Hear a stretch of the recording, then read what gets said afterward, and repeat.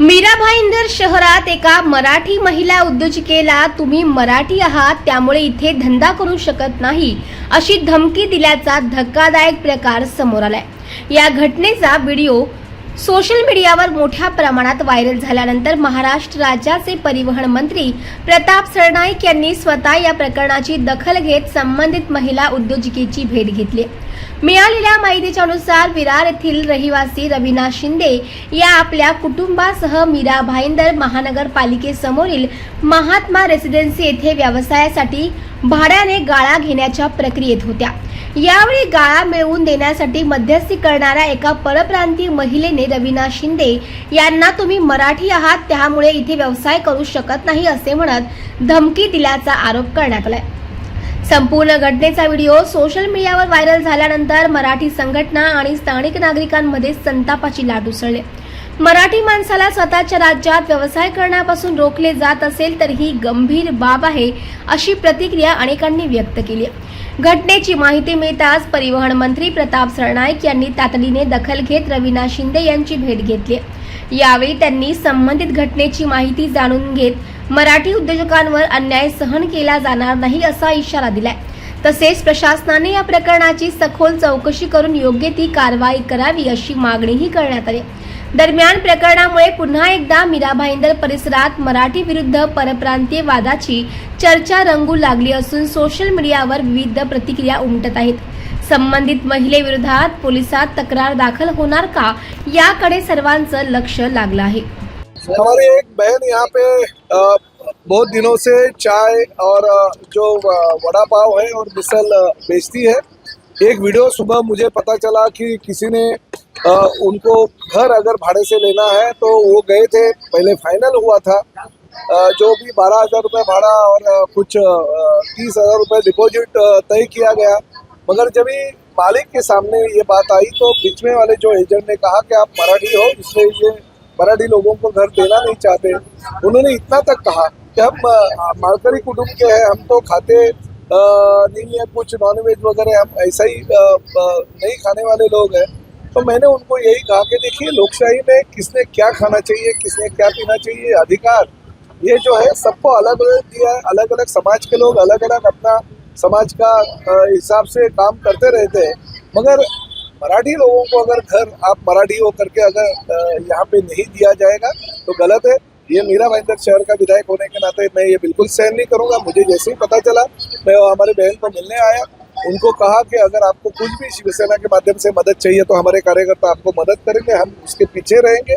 मगर इसके बाद में ये मैं कहना चाहता हूँ कि मीरा भाईंदर शहर में सभी डेवलपर को ये कहना चाहता हूँ कि अगर मराठी है करके आपको घर नहीं देंगे, अगर ये भूमिका किसी की रहेगी तो प्रताप सरनाईक सहन नहीं करेगा।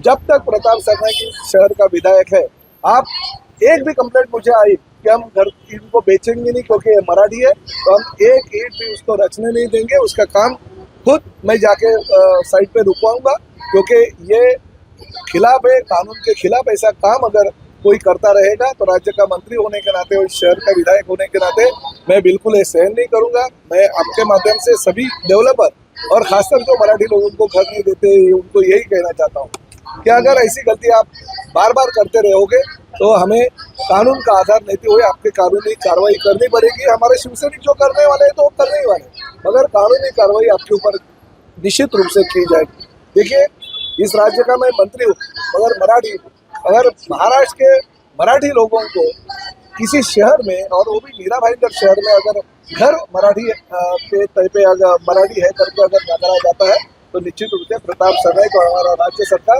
ये सहमति नहीं देगी। कानूनी कार्रवाई उसके ऊपर जरूर।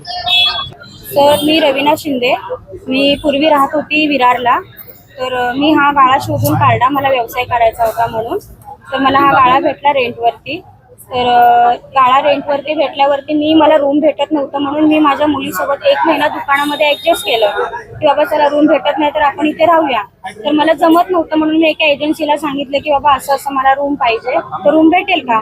तर ते अगोदर बोलले की हो हो भेटेल भेटेल बोलले आणि नंतर सांगितलं की नाही भेटणार। म्हटलं का नाही भेटणार आम्हाला रूम, की तुम्ही खाता पिता का? म्हणलं आम्ही असलं आमचं काहीच नाही, खाणं नाही पिणं नाहीये तरी आम्हाला रूम नाही भेटला। म्हणलं का नाही भेटला, का नाही आम्हाला रूम तुम्ही नाकारला?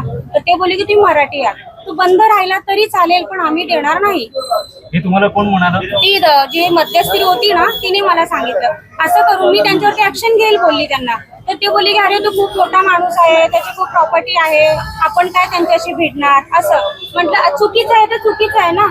आम्ही खात नाही पीत नाही तरी तुम्ही आम्हाला रूम मला असं नाकारलाय. पण काय बोलले का तुम्ही मांसाहार करता म्हणून? हा आम्ही माळकरी आहोत हे पण सांगितलं. माझ्या मिस्टरांच्या गळ्यात माळ आहे, ते खात नाहीत पीत नाहीत तरी. आणि माझी छोटीशी फॅमिली आहे, मी माझा नवरा आणि माझी मुलगी. तुम्ही स्वतः हा रोजगार करून इथेच राहता? हो मी स्वतः माझं दुकान पण चालवते, मुलीला पण सांभाळते आणि मी माझ्या दुकानातही राहते. हा त्रास कधीपासून आहे तुम्हाला? मी आता 2.5 महिने झालं फेस करते हा प्रॉब्लेम. आणि मला इथे जास्त काही ओळख नाहीये कोणाची. ते माझ्या गाववाले आहेत राहुल सर म्हणून, ते मला खूप सपोर्ट करतात की बाबा आसपास म्हणजे काही ओळख नाहीये तुझी तर मी आहे तुमच्यासोबत. काही अनेक मराठी लोकांना असंच फ्लॅट नाकारलं जातं पण ते मीडियाच्या समोर येत नाही, पॉलिटिकल नेत्याजवळ जात नाही. तुम्ही त्यांना काय आव्हान करणार? मला एकच सांगायचं आहे, आपण मराठी माणूस आहोत, आपल्याला घाबरायची गरज नाही आहे. ती लोक आपल्याला घाबरलं पाहिजे, आपण नाही घाबरायचं. ते आपल्या महाराष्ट्रामध्ये राहून मोठे होत आहेत, आपण नाही गेलेलो आहे कुठे. तर तुमची अडचण बघून आता स्वतः मंत्री महोदय तुम्हाला भेटायला आले, काय नेमकी तुमची अपेक्षा आहे? माझ्या अपेक्षा एवढेच आहेत की लोकांना काही प्रॉब्लेम झाला पाहिजे नाही, हे सगळे प्रॉब्लेम फेस नाही करायला झालं पाहिजे. आणि मला छोटं कुठेतरी रूम भेटलं तर खूप बरं पडेल. आणि हे सारखं सारखं नाही झालं पाहिजे की तुम्ही मराठी आहात म्हणून नाकारलं, तुम्ही मांसाहार करता का. अरे ती त्यांच्या कष्टाचे पैसे देणार आहेत ना तुम्हाला भाड्याशी मतलब आहे. मांसाहार करू किंवा अजून काय करू, तुम्हाला काय करायचं आहे की तुमच्या घरी येते की तुम्ही खाणार आहे म्हणून नाही ना. बस मला एवढंच सांगायचं आहे.